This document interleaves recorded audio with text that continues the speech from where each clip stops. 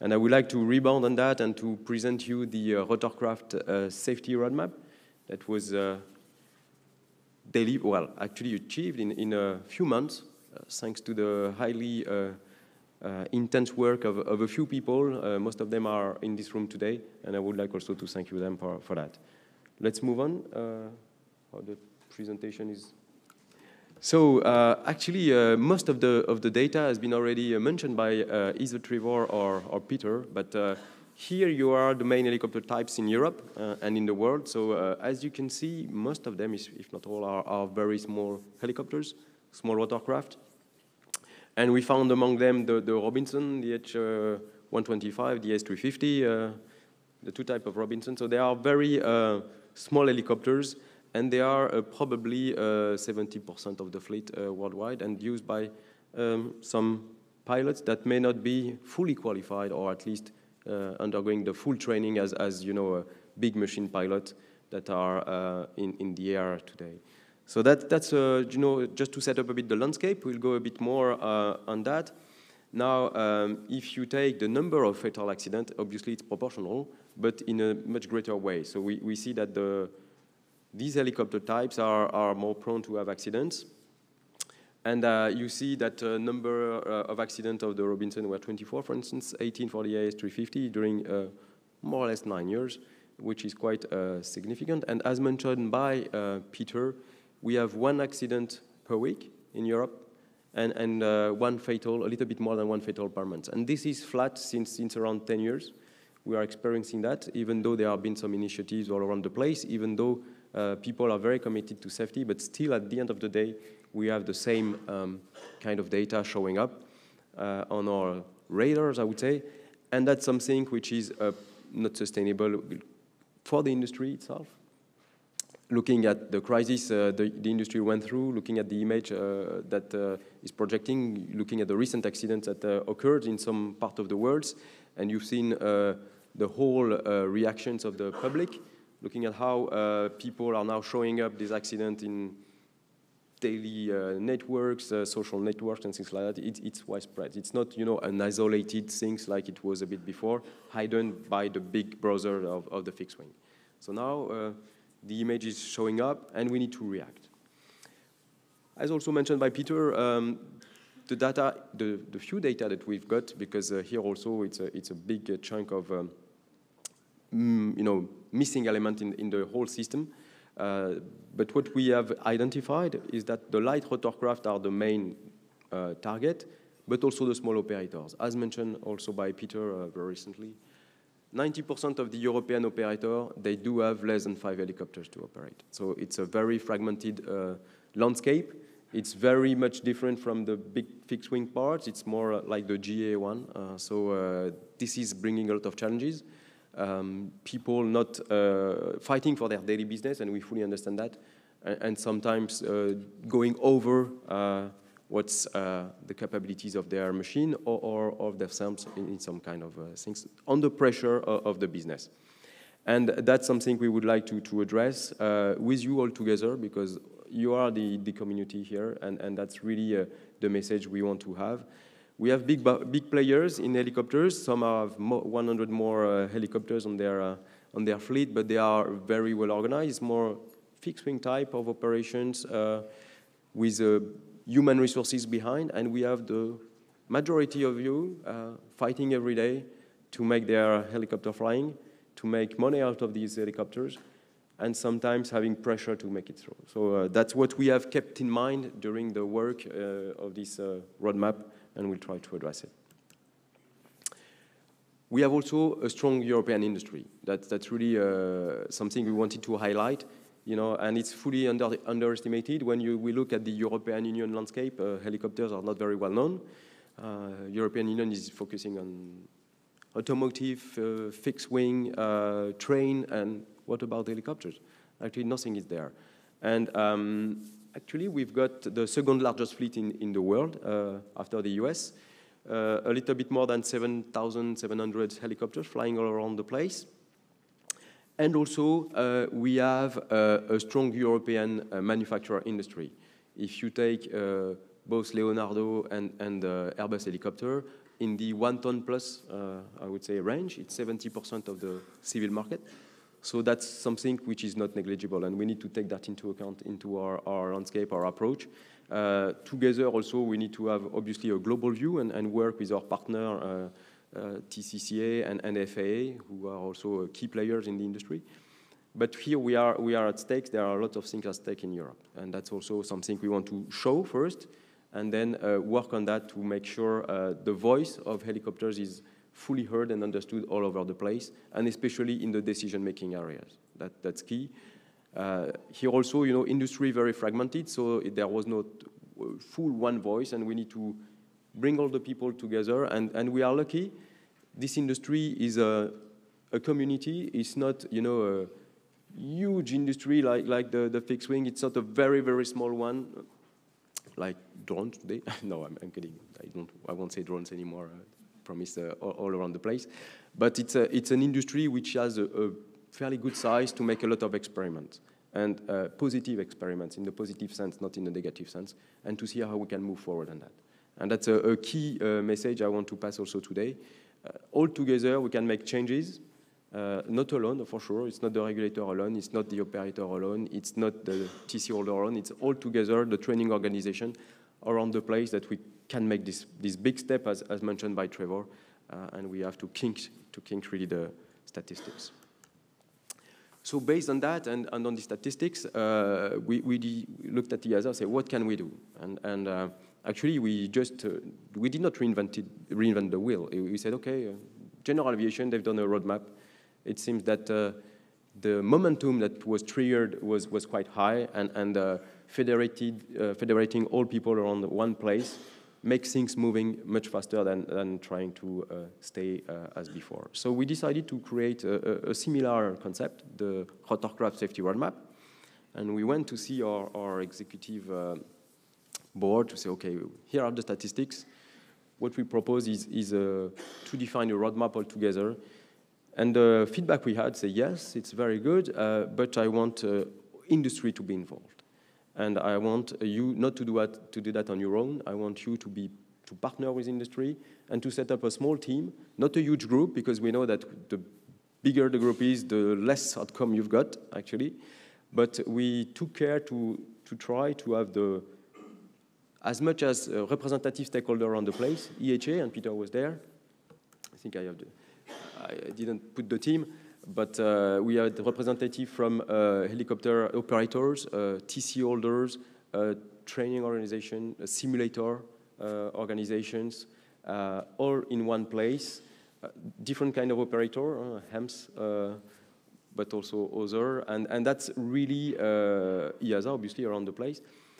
It has, without any barrier to talk. We said, okay, we are here in an open forum. It's not something which is very, very formal. We are here to put everything on the table which we think as a community would make sense to improve the rotorcraft safety. No hidden agenda behind, just focus on the main points we do things could change the game in this industry. And to do so, we achieved, first, we had to agree on what is the visions, what is the objectives, the overall objective, because you can say, okay, we want to reduce by 100%, which is absolutely impossible, except if we ground all the fleets, but that's fully not the purpose. And we agree commonly to have a vision, which is achieving a significant safety improvement for rotorcraft with a growing and evolving aviation industry, because that's important. We don't want to kill the business. We want this business to grow as far as it can, to support it, and to make it better and more sustainable. And then we broke down this vision into strategic objectives. The first one was fully mentioned by Trevor. It's improve the overall rotorcraft safety by 50% within the next 10 years. Here also we capitalized a bit on the, if you remember some years ago, I guess it was 10 years ago, IHST, International Helicopter Safety Team, set up a similar goal, but it was 80% in a shorter time. And we say, let's be realistic. As a community, shooting to the moon is good, but we want to keep our feet on the ground and see where we are in the next 10 years. And we're saying that 50% is a reasonable goal, looking at the overall schemes that we will set up. And 10 years is probably the best time frame. Aviation industry is a long lead, I would say, cycling industry, and 5 years is too short. If we change something today, we will have the fruits only within, as a minimum, a couple of years, but more likely within 5 to 7 years. So that's why we've set that up. Then we do things that we have to capitalize on also quick wins. If we want to keep the momentum for 10 years in a row, it's very difficult, and we know it's very challenging. At the very beginning, everybody's on board, and then 10 years down the road, everybody disappeared. So we want to have some positive and visible changes in the system within the next 5 years to make sure people see there is a value into the changes and make the ball rolling even for 10 years and hopefully beyond. And at the end of the day, we also mentioned that we want performance-based and proportionate. It was also mentioned by Peter. Solutions helping to maintain the competitiveness and leadership, sustainability of the industry at large. I mean, not only European, but at large. And we've decided that in the first step, we'll take the number of rotorcraft accident and with at least a fatalities or a serious injury as a KPI, because that's the only data which is probably solid enough to make as a KPI within this industry. We commit also, will you see a bit later, to work on this data stream, because it's necessary as a community to be able to know what is the usage of these helicopters, how many flight hours are done to make some rates, be able to compare apples and with apples and not apples with potatoes, as we can only do today.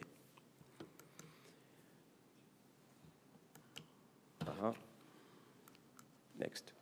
The team, so just a few words. So it was chaired by Daniele Romiti, former CEO of Leonardo Helicopter, fully independent in that role, but giving some more business-oriented vision. Peter Müller, chairman of the EHA. At the time, he was not chairman, so we were lucky to pick Peter. We had, I think, the good choice. Tim Fauchon, chairman of the EASA Rotorcraft Committee and also member of EHA and BHA. Stefan Becker from Rega, Gilles Brugnot from Airbus Helicopter on the safety VP, Matteo Ragazzi, Leonardo head of airworthiness, Joël Flinois, Thales Group, but the simulator part of Thales, Nicolas Garovi from the FOCA, we wanted to have also NA on board, Mikko Gallio from Copter Safety on the simulator side also, and Jean Palonen, sorry, from Trafi, so it's Finland. I may have missed the name because the way to pronounce may be a bit different. And what you'll see is the results of 6 meetings, which took place between the 15th of May and the last one was on the 20th of November. Very challenging time frame and schedule for everybody, but everybody were very committed and achieved all the meetings. Here also, mapping a bit of the risks, what we've seen is that the most critical operations are agricultural and sting loads in some SPO parts, and you've seen SPO is 24% of the accident cake, I would say. We have also, and it's not a surprise, it's NCO and pleasure, it's 36%, the bigger one. What was a surprise, at least for me, coming from fixed wing, if you remember my introduction last year, I'm sorry, I'm kind of a, black sheep in the overall community, but coming from fixed wing, having almost 20% of accidents during training is extremely surprising. And here, it's probably an area where we could be better very quickly, and that's where we will going to engage. And then you have more HEMS, air taxi and offshore operations, which are 18%.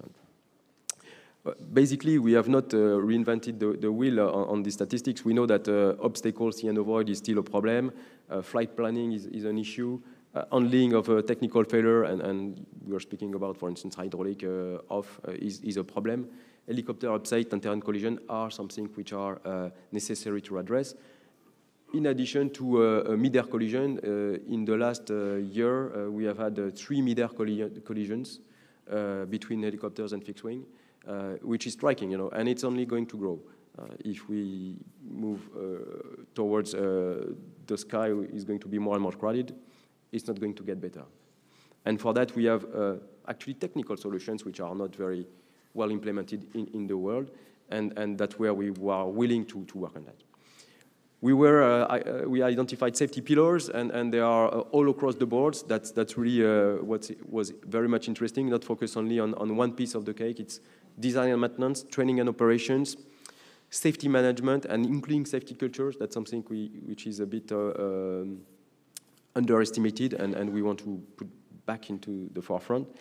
New technologies also, and to facilitate their introductions. And some are becoming very interesting and mature enough to be used. You've seen, and I encourage you, if you have not seen it yet, the virtual reality simulator that has been kindly provided by VR Motion, and I really thank them for that. You can experience what's that, and you can imagine what could be the future of the rotorcraft training, especially for the low end of the rotorcraft, small helicopters. These simulators are very cheap compared to the one we have today and could be useful. And guess what? For a private pilot, is it better to have 6 hours on a cheap simulator before flying instead of having his 2 hours of flight every year where he's sweating like hell because he did not remember how it's going to be?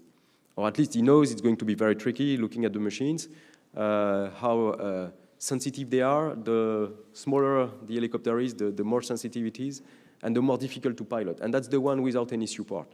No simulator, no autopilot, and it's very difficult to sustain that. So we have to put our shoes into these people and see what can we do which could be economically viable for them to transfer, to alleviate some of the risks. And that's really one point that we really want to move on.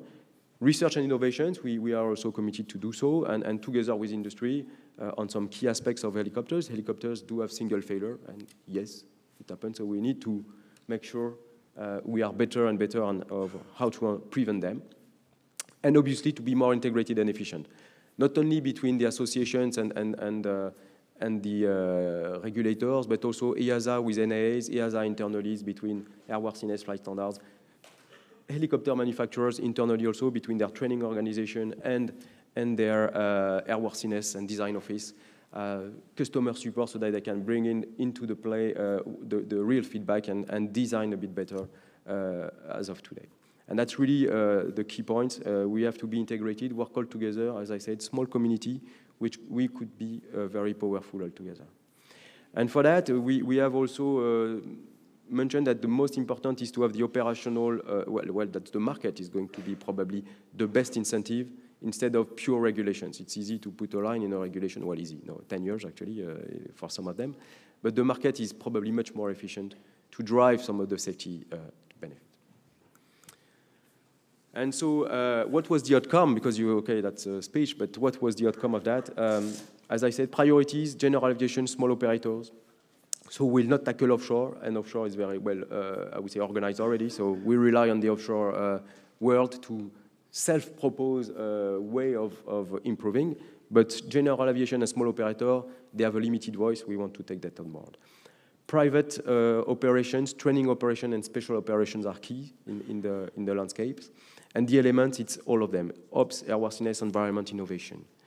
And we have identified 12 work streams, and we'll see that. The first one is data.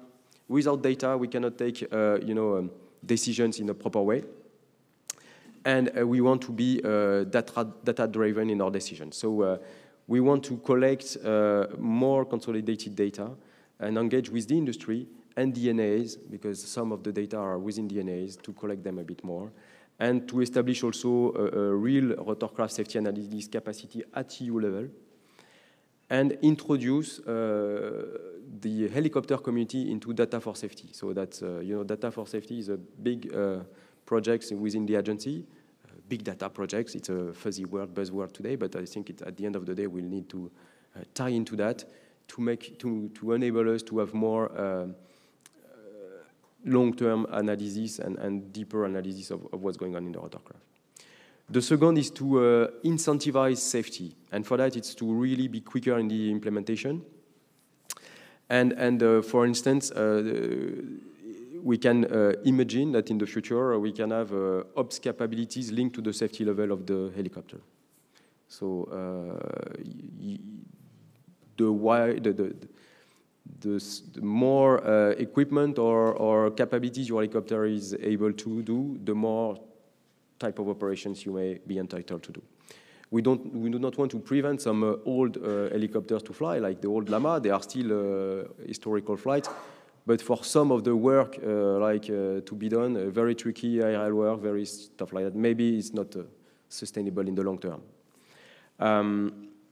We probably want also to define a rotorcraft environmental impact label, and we have an eco label within the EASA, which is being developed. Here also, helicopters are out of any eco ratings, except noise. But for emissions, there is nothing, and the new basic regulations enable us to rebound and to create a standards on that. And the use of CS26 for retrofit, a bit more aggressive than we were today, but in the good sense, where we, with the partners, we all agree that it's a necessity altogether. The next big step is a rotorcraft safety rating. I know that you are going to scream like hell, but look at what's done in the in the automotive industry. And we do think it's a good way to differentiate and to also incentivize TC holders to make safety improvements in their machines. And for that, we are making a comparative review of the current safety rating schemes all around the place, and different industries have already set up that, because they have recognized that the market is a stronger driver than any kind of regulations we can imagine. When you are forcing people via the regulation, it's not as efficient as when the market is driving that. And to identify also the key technologies granting safety benefits. So we have started the work with some research bodies, but also with some TC holder to see what are the key elements that, if introduced, could add into the safety layers of the helicopters itself. Now, that's also going on with the financial support for safety. Here also, as I said, speaking in one voice would be much better, and it's to create a safety case for the European Commission to enable fundings of helicopters safety. And we've seen already that the Commission could fund directly some equipment, for instance, and we could say, for a couple of cases, go one voice to the Commission, explain that these machines are not only flying VIP around the place, but are used actually in most of the case to save people's lives, to bring additional benefit to the society, which is a necessity today. And it's, everybody expects an helicopter to come when there is a big accident to put people straight away in hospital. If we are not authorizing them to fly anymore, and if we are not supporting that, it's going to fail, and the society will not be meeting the target. And for that, we want to engage with key stakeholders. We want that the lobbies of all the stakeholders around the place be in one voice, agree on a stream of actions. They can lobby individually for some individual stuff, but when it's for the helicopter safety, it's to work together, it will be much more powerful. Big chunk will be the trainings. And training safety, so the first one is really key, is instead of checking, we want to train people. And that's really something we want to leverage, but also training safety for a key account manager, for instance, and introduce a mandatory safety awareness in the recurrent training to have to really put down what is really needed to train in flight compared to a simulator, and reduce as much as possible the in-flight risk scenario, providing alternate measures to tackle the challenge of not having simulators, and so that's why you are flying in helicopters today. To align also better the licensing requirement with the fixed GA, it's also striking when you see, and it was a discussion we had with Peter, fixed wing GA, how many flight hours to renew your license? Somebody knows?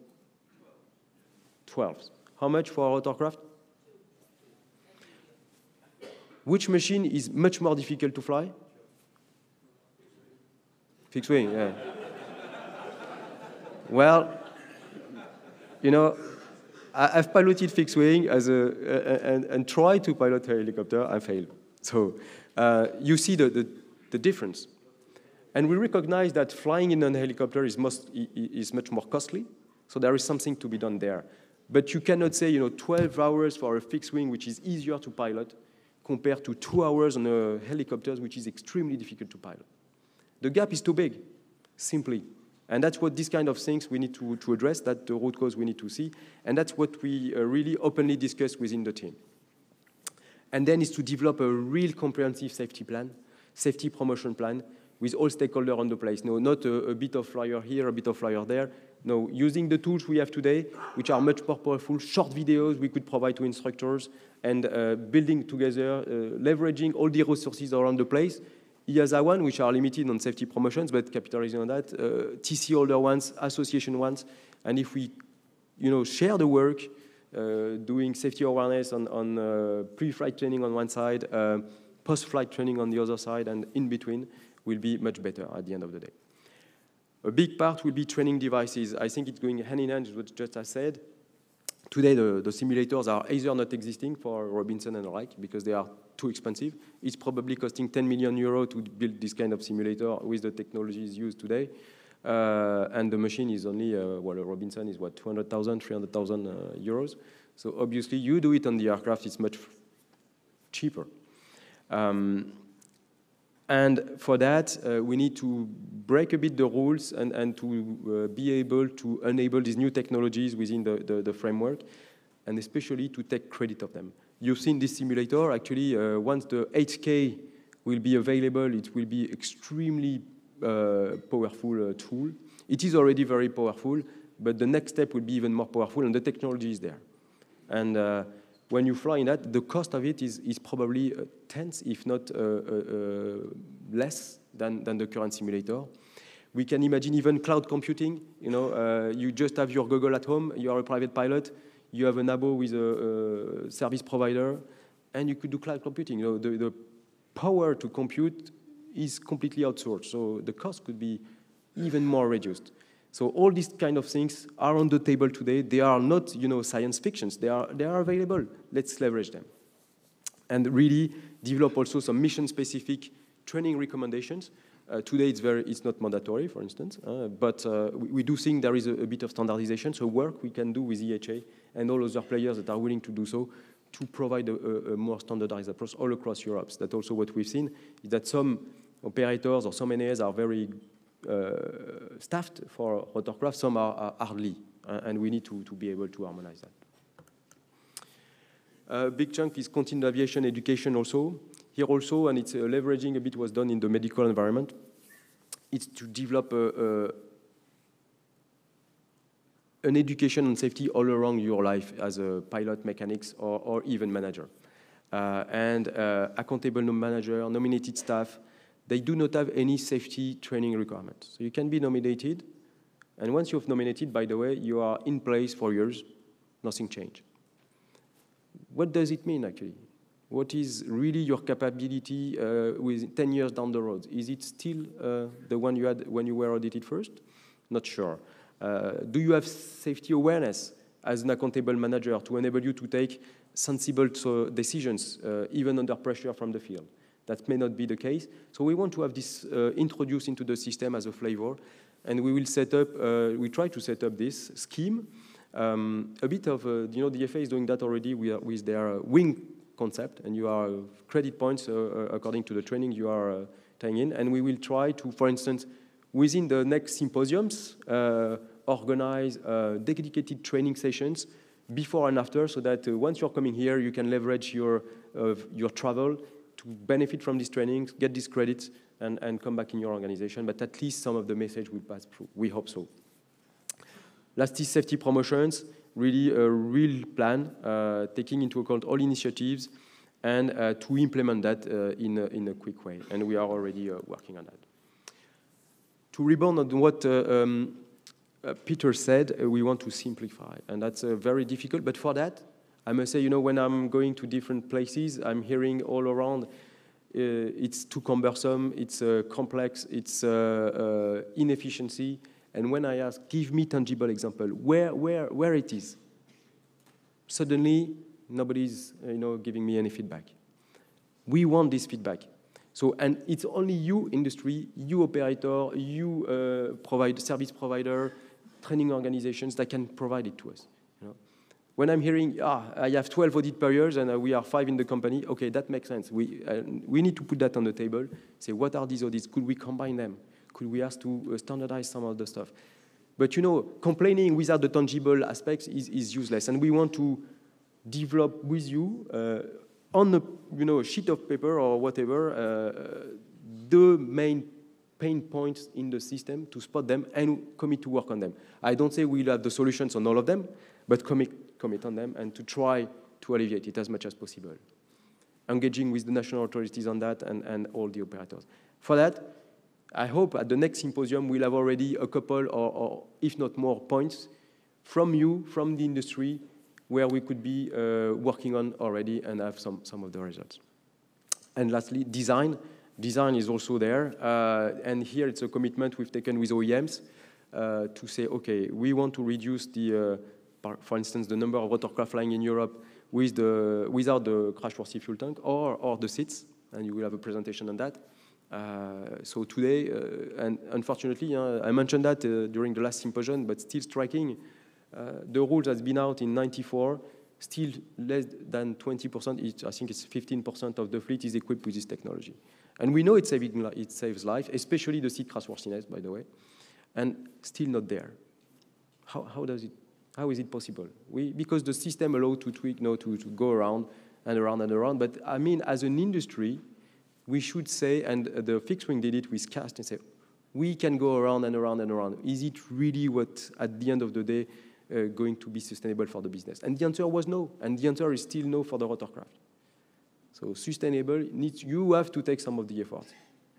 And so we've going to develop with each OEM, at least we've committed with the European one, and we will obviously try to approach via their national authorities or friends from the US and Canada, say we want to develop a specific safety improvement roadmap for each type, with dedicated deadlines. We say, at the end of the day, in 2020, cutting in productions, no helicopter is flying without these bloody systems.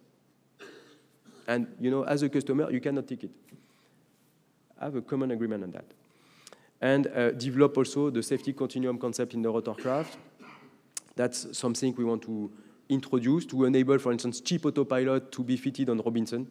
Today, it's, the price of the autopilot is more than the price of the machine, which is a bit strange. And still, there are some systems which are existing, providing a lot of help and support for this pilot. When I'm asking my teams, following an accident, they say they have not applied the rotorcraft flight manual aspects, and then I say, okay, guys, it's a single pilot, very tricky to handle. They are under failure conditions. They have the stick and the collective in one hand, the foot on the pedals. How the hell they are taking this bloody rotorcraft manual? Tell me, Impossible. So yes, they are not following the rotorcraft manual for a good reason. They cannot take it. So we have to keep that in mind. It's very easy to say we have a procedure and we should go on. It's much more easy to address they cannot access this procedure. How we can do it better? And these kind of questions I want the industry as a whole to raise together. And we are committed to that. The next point is going together with that is the net safety benefit concept. Here also, we want to evaluate technologies that are available, may not be fully compliant with the whole bunch set of regulations, but we know that in 99.99% of the case, they are improving the safety case of the whole helicopter industry. Let's do it. For the first time, the new basic regulation enable a risk-based approach. So we are not, we could be less bound by pure compliance aspects. We could try to, I would say, develop these concepts. And we are committed to develop that together with our GA community, because they are also very much interested in that. And last but not least, it's the CS modernization. I think it interests only the TCO, less of the operators. But here also, to set up when you compare the CSEs, the certification specification 2729, they are at Montbond 4 today, since the creation of EASA. I just checked yesterday because it even evolved in between. The CS25 large transport is at Montbond. Somebody knows in the room? 22. 4 versus 22. You can imagine the difference in pace? What does it mean? It means a lot for me. It means that we have not progressed sufficiently fast on these aspects. And that's what we are trying to, I won't say we'll issue, a 22 amendment in a couple of years to just catch up with fixed wing. No, I think we will try to identify here also the pinpoint with the TC alert to make sure that we are moving in the right directions in a stepped approach. Here is the visual of the roadmap. It has been done very quickly, but at least, it's a kind of looking towards the future. It's summarizing the streams, the main aspects. It needs to be a bit of a, but that's what we have developed to make it more visual rather than pure piece of paper. And at the end of the day, we are working still on finalizing, especially we want to give you reasonable, I would say, time scales for some of the aspects, and we will publish it officially very soon. Or alternatively, we may remove the timescale we put in place because they were not fully coordinated around the organization, and provide to the community, here is the roadmap we have developed. And I insist, together with industry, so not the full set of industry, but a very representative subset. And that's what we are going to move towards. And I think our executive director set up rotorcraft safety as one of the priorities of its next 5-year term, which is a good news for us. So we have to leverage this momentum, and all together will be the best way to do so. So that's the next step. Finalize the key. Detailed implementations, because there are going to be projects. Prioritize the rotorcraft proposal. Leverage the existing rulemaking tasks, because we know that some we can tie in already. We have identified most of them. Commit on resources. That's also a key point on all stakeholders. So we'll come back to you to say, please dedicate some of the resources. I know sometimes it's cumbersome now, but 5 years down the road, it will be much easier. All the work we can do now could be very much, I would say, gain afterwards. Keep the dialogue open and transparent. That's really what we think. So we have seen a change within the last year where we have more trust, more confidence between each other. We are speaking openly, putting the problems on the table. We may agree on some, we may disagree on some others, but at least at the end of the day, we have a big picture, the common picture. And engage with European policymakers to make sure this roadmap is, at the end of the day, fully implemented. Let's do it together. Thank you very much.